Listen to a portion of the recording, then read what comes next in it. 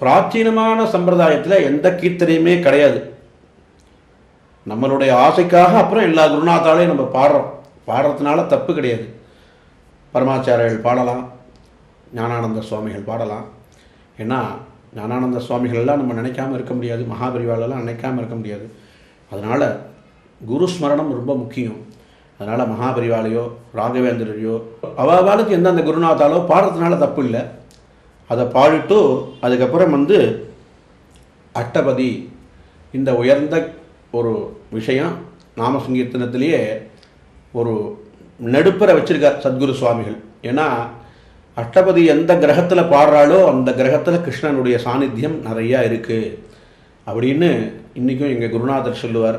ஏன்னா அந்த அஷ்டபதிக்கு ஈடு ஒரு எதுவுமே கிடையாது. அந்த அஷ்டபதி பாடிட்டோம்னாக்க நமக்கு என்ன வேணுமோ தனியாக கல்பத்தருவோ என்ன தனியாக காமதேனுவோ நம்ம வாங்கி வச்சுக்கணும்னு அவசியம் இல்லை. அஷ்டபதியை வச்சுட்டோம்னாக்க நம்ம என்ன கேட்குறதோ அத்தனையும் நியாயமான முறையில் நம்ம என்ன கேட்குறோமோ அத்தனையும் கொடுக்கக்கூடிய ஒரு உயர்ந்த ஒரு விஷயம் அந்த கீத கோவிந்த மகாகாவியம். அப்பேற்பட்ட ஒரு உயர்ந்த கீத கோவிந்தத்தை முழுக்க பாடி முடிச்சுட்டு நாராயண தீர்த்த தரங்கம், அதுக்கப்புறம் பத்ராஜல ராமதாசர், மருதானூர் வழியில் பார்த்தேன்னாக்க பத்ராஜல ராமதாசருக்கு அப்புறம் புரந்தரதாசர், கபீர்தாசர், துளசிதாசர், சதாசிவ பிரம்மேந்திராள், சிவகீர்த்தனை, தியாகராஜ சுவாமிகள் அந்த மடத்தில் பாடுறது இல்லை. ஏன்னு கேட்டேன்னா பாடினா யாராவது பெரியவா பாட வேண்டாம்னு சொல்ல மாட்டா. இன்றைக்கி இருக்கிற கோதண்டராம சுவாமிகள் இருக்காரு, ஸ்ரீ கோதண்டராம சுவாமிகள். ஏன்னா பாக்கவதாவரா பாடணும்னு ஆசைப்படுறா, நம்ம பாட வேண்டாம்னு சொல்லக்கூடாது. ஆனால் தியாகராஜ சுவாமிகளுக்கு தியாகராஜ சுவாமிகளோட அப்பாவுக்கு சத்குரு சுவாமிகள் அந்த நாமதீட்சை கொடுத்தார். அதாவது ராம ராம ராம ராம ராமன்னு நம்ம சொல்கிறோம். அந்த ராமநாமாவை எடுத்து வச்சது சத்குரு சுவாமிகளாக இருக்கிறதுனால சிஷ்ய பரம்பரை மாதிரி ஆயிடுறாங்க. அதனால் சிஷ்யாலோட இதை சேர்க்கலை. நம்மளோட ஆசைக்கு போய் பாகவதாலாம் பாடினா ஏன் பாடினேன்னு சொல்ல மாட்டா. அதுக்கப்புறம் பூஜைன்னு சொன்னோம். அந்த பூஜையில் என்ன விசேஷம்னா பூஜை பண்ணுறதுக்குன்னு ஒரு முறை இருக்குது.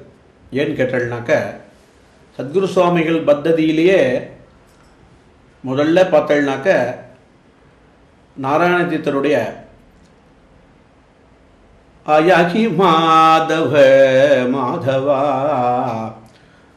அதுக்கு முன்னாடி சொன்னாலும் பார்த்தோம்னா நாராயண தீர்த்தர் ஸ்லோகம் சொல்லியிருக்காரு. வித்யாம் வித்யாம் விரஜபுவி சுகம் பர்யட்டந்தம் அப்படின்னு ஆரம்பிக்கிற ஸ்லோகம் ஒன்று இருக்குது. அந்த ஸ்லோகத்தை சொல்லிவிட்டு ஆயாகி மாதவ மாதவா சங்கவ சமய தீத்தே. ஏன்னா அவர் அனுபவித்து பாடினார் நாராயண தீர்த்தர். சங்கவ சமயம்னா உச்சி பொழுதாச்சே கிருஷ்ணா, நீ இப்படி விளையாடிகிட்டே இருக்கியே, உன்னுடைய தொப்பை பசிக்கலையா உனக்கு, நீ சாப்பிட வர வேண்டாமான்னு யசோதை கூப்பிட்றாளாம் தன்னோட குழந்தை கிருஷ்ணனை பார்த்து. ஏன்னா எந்த குழந்தையுமே சாப்பிட்லன்னா தாயாருக்கு தான் அந்த வருத்தம் தெரியும்.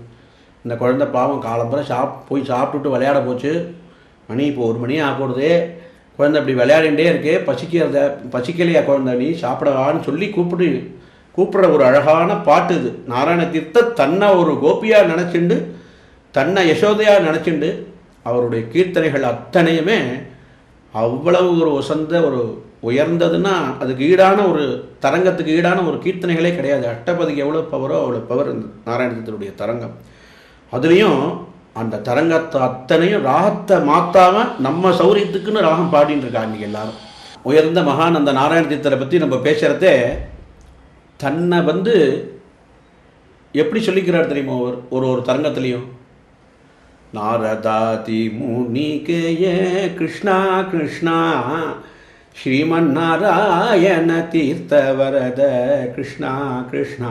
நாரதாதி முனிவர்கள்லாம் பாடின உயர்ந்த கிருஷ்ணனா நானும் பாடுறேன்னு எவ்வளவு தன்னை தாழ்த்தி சொல்லிக்கிறாப்புல அவர் சொல்லிக்கிறார். அதாவது நாரதாதி முனிவர்கள்லாம் உன்னை பாடியிருக்கா, நானும் பாடுறேன்னு நாராயண தீர்த்தரோட ஒரு உயர்ந்த மகானே இல்லை. இருந்தாலும் மகான்கள்லாம் தன்னை உசத்தி பேசிக்க மாட்டாங்கிறதுக்கு ஒரு எடுத்துக்காட்டு.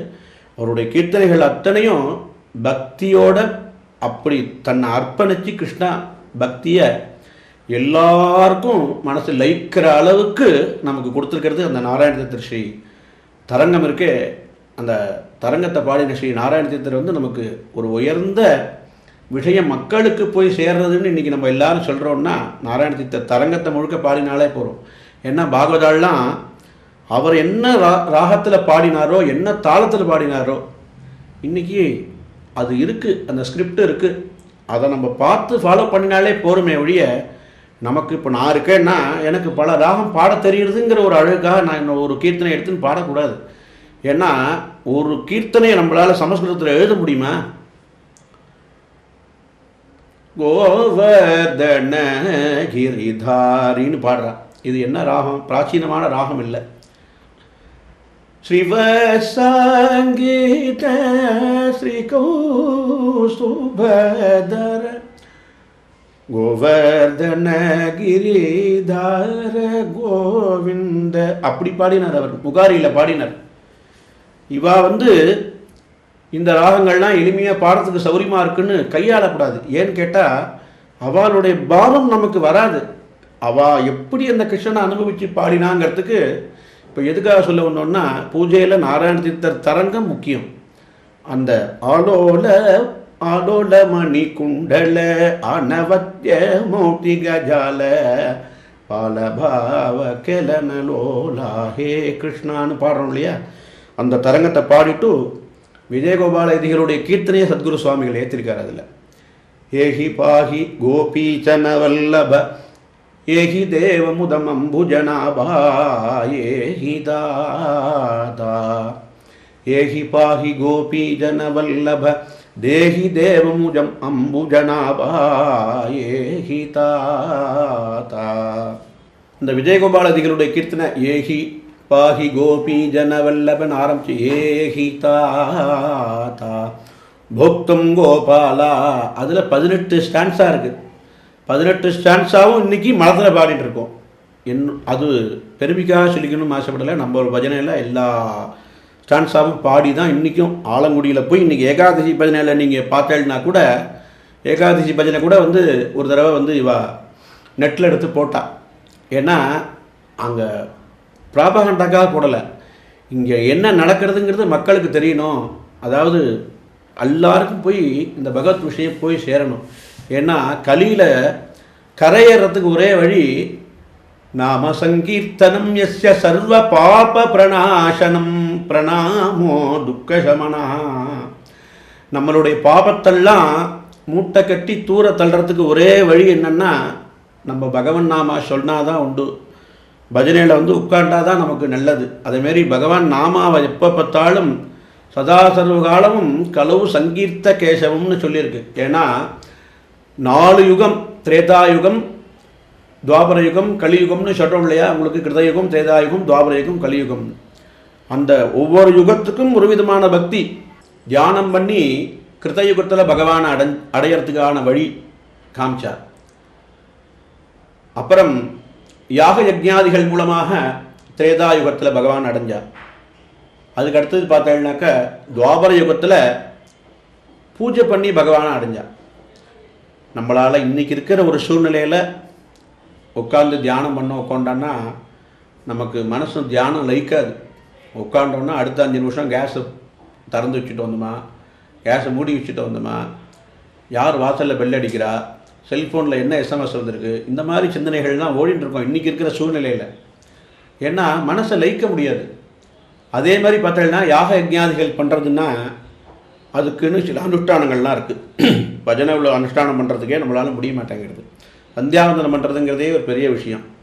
சந்தியாவந்தனமா அதுவா கொஞ்ச நாள் பண்ணிகிட்டு இருந்தேன், இப்போ மறந்து போயிடுச்சுன்னு ரொம்ப பேர் சொல்கிறவா இருக்கா இன்றைக்கி எனக்கு தெரிஞ்சவாளே. எதுக்காக சொல்கிறோம்னா பஜனை பண்ணுறது பெரிய விஷயம் இல்லைன்னு சொல்லலை, பெரிய விஷயந்தான். அதுவும் திரிகாலமும் சந்தியாவந்தனம் பண்ணிவிட்டு அந்த நாளில் பாகவதாலோடு நம்ம பழகினோம். என்னன்னு கேட்டீங்கன்னாக்க காலமுறை எழுந்துட்டு பிராதஸ்தானம் பண்ணாத பாகவதாலே கிடையாது. 3 வேளையும் சந்தியாவந்தனம், கார்த்தால சந்தியாவந்தனம், மத்தியானம் மாத்தியானம், சாயங்காலம் சந்தியாவந்தனம் பண்ணிவிட்டு தான் பஜனையில் வருவா.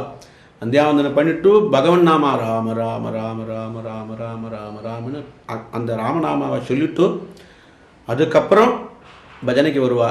பஜனை முடிஞ்சு மாத்தியானம் பண்ணிட்டு தான் சாப்பிட போவா. நம்ம பஜனையை மட்டும் தெரிஞ்சுக்கல. அந்த நாள் பாகவதாரோட என்ன இருந்ததில் என்னென்னா, இது அதுக்கப்புறம் இப்படி செய்யணும். நம்ம டபக்குன்னு போய் இலை போட்டாச்சுன்னு சாப்பிட போயிடக்கூடாது, உடனே உட்காந்து மாத்தியானம் பண்ணணும். அந்த மாதிரி பாகவதாலோடு இருந்து பழகினாதான் நமக்கு அந்த வழிமுறைகள் சம்பிரதாயம்னு சொன்னமே, இதுவும் சம்பிரதாயம்தான். 3 வேளையும் சந்தியாவந்தனம் பண்ணாமல் பஜனை பண்ணால் அது பிரயோஜனம் இல்லை. அப்போ ஏற்பட்ட ஒரு வழிமுறையை நமக்கு பிராச்சீனமான முறையை காமிச்சு கொடுத்த பாகவதா 3 வேளையும் சந்தியாவந்தனம் பண்ணுங்கிறதையும் நமக்கு சொல்லி கொடுத்துருக்கா. அப்போ ஏற்பட்ட அந்த ஒரு நாம சங்கீர்த்தனத்தில் பூஜையை பற்றி பேசிகிட்டே வர ஒரு சூழ்நிலையில் நாராயண தீர்த்தருடைய தரங்கத்தை சொன்னோம், விஜயகோபாலதிகளுடைய கீர்த்தனையை சொன்னோம். அந்த 18 சரணத்தையும் பாடிட்டு அதுக்கப்புறம் கஸ்தூரி கனச்சாரவராகுரு கோரோஜனயுத ஸ்ரீ சந்தனம்னு முதல்ல பூஜைக்கு என்னென்ன வேணும், சந்தனம். பகவானுக்கு சந்தனத்தை கொடுத்தாதான் அவருடைய மனசானது குளிர்ந்து இருக்குமா. அந்த சந்தனத்தை நெற்றியில் மட்டும் வச்சா போகிறது, அப்படி இந்த ஹிருதயத்தில் பகவானுக்கு சந்தனத்தை வச்சோன்னா அவ்வளோ சந்தோஷப்படுவார் அவர். அதுக்கப்புறம் மல்லிகைப்பூ. அந்த ஏகிதாதா பாடி முடித்த பிறகு ஜெய ஜெய தேவாதி தேவ விபோ ஜெய கோபால கிருஷ்ண கிருபா ஜலதே கஸ்தூரி கண. அந்த சந்தனம் எப்படி இருக்கணும்னா குங்குமப்பூ கலந்து பன்னீர் விட்டு உயர்ந்த வாசனாதி திரவியங்கள்லாம் அதில் சேர்த்து ஏதோ ஒரு சந்தனத்தை எடுத்து காமிச்சிடக்கூடாது இல்லையா. பகவான் எப்பேற்பட்ட உயர்ந்த வஸ்து, அவருக்கு நம்ம என்னென்ன புதுசாக ஒரு வாசனையான வஸ்துவை காமிக்க போகிறோம், அவர்கிட்ட இல்லாததா, அவர் கொடுத்தது நம்ம அவருக்கு சமர்ப்பணம் பண்ணுறோம். உயர்ந்த நறுமணமான சந்தனத்தை பகவானுக்கு அர்ப்பணம் பண்ணிவிட்டு அதுக்கப்புறம் துளசி, இந்த மல்லிகைப்பூ, அதுமாரி உயர்ந்த வாசனாதி திரவியங்கள் மாதிரி வாசனை உள்ள புஷ்பங்களை தான் பகவானுக்கு போடணும். சில புஷ்பத்தை பார்த்தோம்னா பார்க்குறதுக்கு ரொம்ப பிரமாதமாக இருக்கும், வாசனையே இருக்காது. ஏன்னா நம்ம மனமாக வாசனையாக நம்ம எப்போதும் இருக்கணும்னா வாசனையான திரவியங்களை போடணும், வாசனையான புஷ்பங்களை போடணும். நீங்கள் ஆலங்குடியில் பார்த்தேன்னா பார்த்தவாளுக்கு நான் சொல்லலை, ராதா கல்யாணத்தன்னைக்கு ஒரு அலங்காரம், இது எத்தனை ரூபாய்க்கு புஷ்பம் வாங்குறான்னு நம்மளால் எஸ்டிமேட்டே பண்ண முடியாது. குறைச்சலாக ஒரு 25,000-30,000 ரூபாய்க்கு மேலே இருக்கும் அந்த புஷ்பம். அப்பேற்பட்ட முறையில் அந்த கிருஷ்ணனை சாதாரணமான முறையில் பாருங்கோ, சாதாரண நாளில் பாருங்கோ, ராதா கல்யாணத்தன்னைக்கு பாருங்கோ. அந்த கிருஷ்ணனுக்கு என்னமோ அவன் எப்போதுமே ரொம்ப அழகாக இருக்கும். அந்த கிருஷ்ணன் இருக்கானே ராதாகிருஷ்ணன், அவ்வளோ அழகு அந்த ஆலங்குடி கிருஷ்ணன். அது என்னமோ அந்த இடத்துக்கிட்ட ஒரு திருஷ்டி போட்டு வச்சாப்புல ஒரு அழகு. அந்த ராதா கல்யாணத்தன்னைக்கு பார்த்தா, இன்றைக்கும் நீங்கள் பிருந்தாவனம்லாம் போனீங்கன்னாக்கா பாங்கே விஹாரின்னு ஒரு கோவில் நீங்கள்லாம் பார்த்துருப்பீள். அங்கே பார்த்தீங்கன்னாக்கா அந்த பகவானை ரொம்ப நாழி காமிச்சிட்டே இருக்க மாட்டான், ஒரு 30-40 செகண்டு காமிப்பா, உடனே டக்குன்னு ஒரு தரையை போட்டுருவா. ஏன்னா அழகு குறைஞ்சி போயிடுமா அந்த பகவானோட அழகு. பகவானோட அழகு குறைஞ்சி போயிடும் அப்படின்னா நம்ம நினைக்கிறது எல்லாமே ஒரு பாவ பக்தி தானே. ஏன்னா நம்ம கிருஷ்ணன் நம்மாத்து குழந்தை யாராவது ரொம்ப நாள் பார்த்தோன்னா எப்படி நம்ம உடனே அழிச்சுன்னு வந்துடுறோம், அதுமாரி நம்மாத்து குழந்தை தானே அந்த கிருஷ்ணனும். அப்படி ஒரு பாவம் அந்த பிருந்தாவனத்தில் உள்ள ஒரு பக்தாளுக்கு, அந்த பாவம் ஏன் நமக்கு வரக்கூடாது? அந்த ராதா கல்யாணத்தன்னைக்கு அந்த கிருஷ்ணனுடைய அலங்காரத்தை நீங்கள் பார்த்துட்டு, ஏன்னா இதை நான் சொல்கிறேங்கிறதுக்காக நினைக்கக்கூடாது. அவள் எப்படி ராதா கல்யாணம் நடத்துகிறா, அந்த ராதா கல்யாணத்தில் கிருஷ்ணனுடைய அலங்காரம் எவ்வளோ அழகாக இருக்குது. அன்னைக்கு நாமசங்கீர்த்தனம் என்ற பாவதாளுடைய ஒரு நாமசங்கீர்த்தனம் எவ்வளோ அழகாக இருக்குது. அன்னைக்குன்னா அன்னைக்கு மட்டும் சொல்லலை, வியாழக்கிழமை அன்றைக்கி ஆரம்பித்தாலும் சரி, வெள்ளிக்கிழமை ஆரம்பித்தாலும் சரி, அன்றைலேருந்து ஆரம்பித்து ஞாயிற்றுக்கிழமை சாயங்காலம் பரியந்தம் சாப்பிட்றதுக்கும் உங்களுக்கு நமக்கு முக்கியமான சில காலை கடன்கள்லாம் கழிக்கணும், ஸ்நானம் பண்ணி எல்லாம் பண்ணுறோம் இல்லையா, சந்தியாவந்தனாதிகள் ஜபங்கள், இதுக்கு பண்ணுறதுக்கு தான் ஒரு டைம். பாக்கி நேரம்லாம் பார்த்தீங்கன்னாக்கா ராத்திரி டவுன்லோட்ஸன் பண்ணி படுத்துக்கிறதே மணி 4 மணி 3:30 மணி 4 மணி ஆகிடும். உடனே ஒரு 1.5 மணி நேரம் கூட படுத்துக்க முடியாது. நாங்களாவது பாகத்தாலாவது 2 மணி நேரம் படுத்துப்போம். இவன் நடத்துகிற வார்க்காலவே அவளுக்கு தூங்குறதாங்கிறத நாங்கள்லாம் ஊருக்கு அமிச்சா தான் அவளை தூக்கம். அதாவது முகஸ்துதிக்காக சொல்லலை, அப்படி ஒரு இன்வால்வாக மெட்ராஸில் எவ்வளோ பெரிய உத்தியோகத்தில் இருந்துட்டு ஒருத்தருக்கு எவ்வளவோ ஜோலி அத்தனையும் தூக்கி போட்டுட்டு ஒரு வாரம் 10 நாள் லீவு போட்டுட்டு கிருஷ்ணனே கதி அப்படின்னு இருக்கா பார்த்தீங்களா.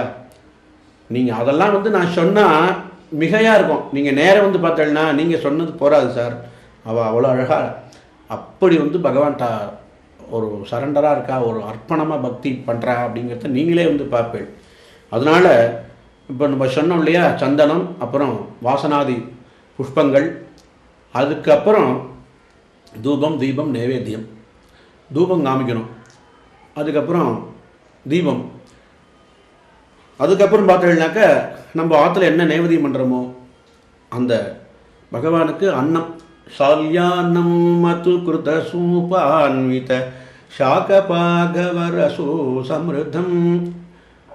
அந்த அன்னத்தை நைவேத்தியம் பண்ணிவிட்டு அதுக்கப்புறம் பார்த்தீங்கன்னாக்க நம்ம கரியமுதோ என்னென்னமோ சமைச்சிருக்கோமோ, ஏன்னா வியஞ்சனங்கள் இருக்கு இல்லையா, கறியோ கூட்டோ என்ன பண்ணியிருக்கோமோ அதை உள்பட நைவேத்தியம் பண்ணணும் பகவானுக்கு. அந்த சாதத்தோடு வச்சு நைவேத்தியம் பண்ணணும், நெய் போட்டு நைவேத்தியம் பண்ணணும். அதுக்கப்புறம் இந்த ரெண்டாவது அதுக்கு கீர்த்தனை இருக்குது, அதுக்கு பாட்டு இருக்குது. அதாவது முன்னாடி பாடினோம் இல்லையா, சால்யான்னம் பாடிட்டு அந்த பாட்டு பாடி முடிஞ்ச உடனே தேனொழு சுண்ணலு தெங்காய பாலுலு ஆன பாலு வெண் நப்பமுலுன்னு அந்த கீர்த்தனை இருக்குது, அந்த ஸ்டான்ஸாக இருக்குது. அதுக்கப்புறம் பகவானுக்கு தேங்காய் உடைக்காமல் நைவேத்தியம் பண்ணக்கூடாது. இந்த ராதா கல்யாண மகோத்சவத்தில் தேங்காயை உடைச்சி பாடுறதுக்கு அதுக்கு தனியாக ஒரு எல்லாமே விஜயகோபாலதிகள் பாடி வச்சுதான் சத்குரு சுவாமிகள் நமக்கு கொடுக்குறார். ஜெய ஜெய தேவாதி தேவோ வந்து கம்போசட் பை போலகம் ஸ்ரீ விஜயகோபால எதிகள். அதில் வந்து நாளிகேர பனசாம்ர பலான்வித நானாவித கதளி பலஞ்ச, அதில் பார்த்தீங்கன்னாக்க பகவானுக்கு நாளிகேரம்ங்கிற தேங்காயும் கதளி பழம்ங்கிற வாழைப்பழமும், அதுக்கப்புறமும் பகவான் சாப்பிட்டாச்சு. நம்ம சாப்பிட்டாச்சுன்னா என்ன பண்ணுறோம், உடனே நேராக வாசலில் வந்து வெத்தலை சீவல் தட்டுக்கு வந்துடுறோம். பகவானுக்கு வெத்தலை சீவல் கொடுக்க வேண்டாமா? வெத்தலை சீவல் தாம்பூலம்னு சொல்கிறது தான் வெத்தலை சீவல். அந்த தாம்பூலம் பகவானுக்கு கொடுக்கறதுக்கு அதுக்கும் வந்து அதில் ஸ்டாண்ட்ஸாக இருக்குது. தாம்பூலத்துக்காக என்ன பாடினாராம், ஸ்வேதநாகவல்லி தளசம்யுத பூகி பல சகலம் ருச்சிரம் பூகி பல சமாயுக்தம் நாகவல்லி தலரியுதம்னு நம்ம சொல்லுவோம். வந்து சாதாரணமாக ஆற்றுல பூஜை பண்ணினா பகவானுக்கு வெத்தலை சீவலை நைவேத்தியம் பண்ணுறதே இந்த ஸ்லோகம் சொல்கிறோம். அதே அவர் நம்ம எதிகள் பாடினத்தை சத்குரு சுவாமிகள் வந்து நமக்கு கொடுத்துருக்காரு. அதுக்கப்புறம் பார்த்தோம்னாக்கா சோபானே சோபனமே வைபவ முன பாவன பதீத பாவன. இதை இவ்வளோ ஃபாஸ்ட்டாக பாடக்கூடாது, நம்ம பேசுகிறதே ரொம்ப நாள் பாட்டை இது பண்ணக்கூடாதுங்கிறதுனால பாடின்னு போகிறேன். அதை பாடிட்டு உடனே பகவானுக்கு கற்பூர ஹாரதி, பஞ்சமுக ஹாரதி, 5 விதமாக எரியும் இல்லையா, ஒன்று நடுப்புற சுற்றி வர 4 எரியுமே. அந்த ஹாரதி தட்டில் பகவானுக்கு கற்பூர ஹாரதி பண்ணணும். அதுக்கும் வந்து ஜெய ஜெய ஹாரதி ராம துமாரே பிராணநாத ரகுநாத முராரே சேஷாச்சலபதி லக்ஷ்மி நாரி புருஷோத்தமா கோவிந்த முராரே. இந்த பாட்டு கம்போசட் பை கபீர்தாசர். சத்குரு சுவாமிகளோடு இன்றைக்கி நம்ம நேஷனல் இன்டகிரேஷன் பேசுகிறோம், அவர் அன்றைக்கே நேஷனல் இன்டகிரேஷன் பண்ணிட்டு போயிட்டார். இதுக்கு மேலே நான் சொல்லணுங்கிறதுல நீங்களே புரிஞ்சுட்டு இருப்பீர்கள். அவர் வந்து ஒரே ஒரு கீர்த்தனை மட்டும் உண்டு வைக்கலை.